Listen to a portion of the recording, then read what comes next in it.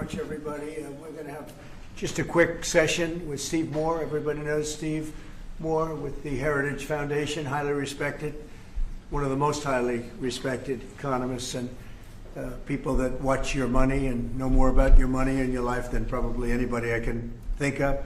And I want to thank Steve for being here. I saw this today. They came out. What he puts out gets a lot of coverage, and I saw some of them, and then he had a couple of others. And I'd like to ask Steve maybe to discuss a few of these numbers that were just released. I mean, literally just released. And then we're going over, and we're going to do Purple Heart. We have some incredible, brave people that I look forward to, so we're going to do that right after this.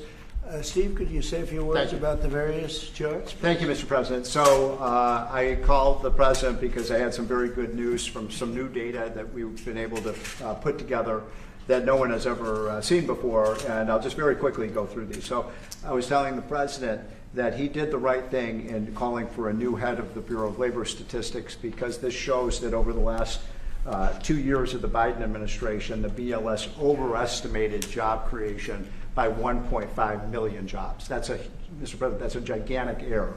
And I don't know if she's, I'm not making it. It might not have been an error, that's the bad part. If it was an error, it would be one thing. I don't think it's an error. I think they did it purposely. Whether that, you may well be right, but even if it wasn't purposefully, it's incompetence. Right. Okay, so 1.5 million jobs overestimated. We have access to the, some data that no one else does on what has happened month by month with median household income. This is based on unpublished Census Bureau data. It will be released sometime in the next 6 months, but we get an advanced look at it. And so I was telling the President in his first 5 months in office, starting in January through the end of June, the average median household income adjusted for inflation for the average family in America is already up $1,174. That's an incredible number. Yeah. Just came out. Just came out. So that's a giant gain. And if I would have said this, nobody would have believed it. There's your number.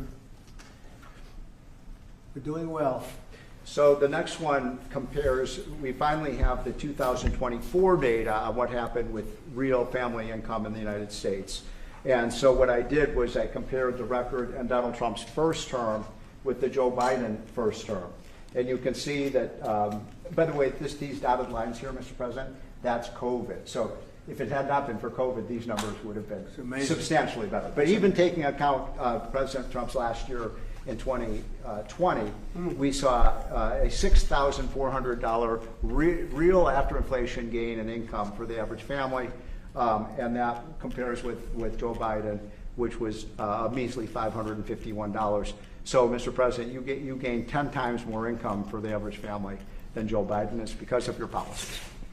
And that's taken into consideration COVID, yep. Which a lot of times you don't have to do that, but we were I'm very glad you did. We're almost 8,000 until look at that number. Yeah. Okay.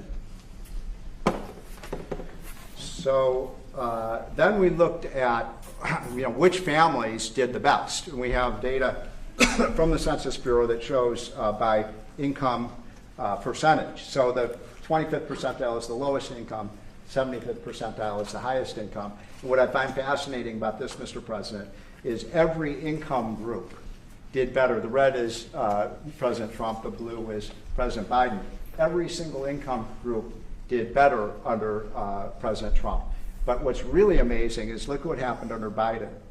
The lowest income group lost income under Biden. They were poor 4 years after Biden's presidency. No gain virtually whatsoever for the middle class. And the rich was the only group that did better under Biden, which is ironic because Biden keeps saying he was trying to get rid of income inequality. He made income inequality worse, not better. It was President Trump that reduced income inequality. These numbers just came out, by the way. Yep. And then finally, these are the numbers just I just showed you in percentage terms. Mr. President, these are the numbers in dollar terms. So even the lowest income 25th percent gained about $4,000 in income. That's a lot for a lower income family. $6,400 for the middle class and almost $10,000 for the richest. So you can see every income group did better under Trump than Biden by a wide margin. That's the story. I think when you look at them, they're all something, but this one chart really says it better than anything. If you look at this is great, but this chart is pretty amazing right here.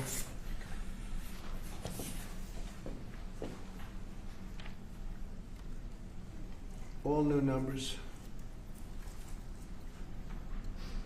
Okay, so we're going to go now over to East Room, and we're going to celebrate some very brave people with the Purple Hearts. Yeah, please. Mr. President, just to follow up on the India tariffs, do you expect increased trade negotiations, since you've announced the 50% tariff? No, not until we get it resolved.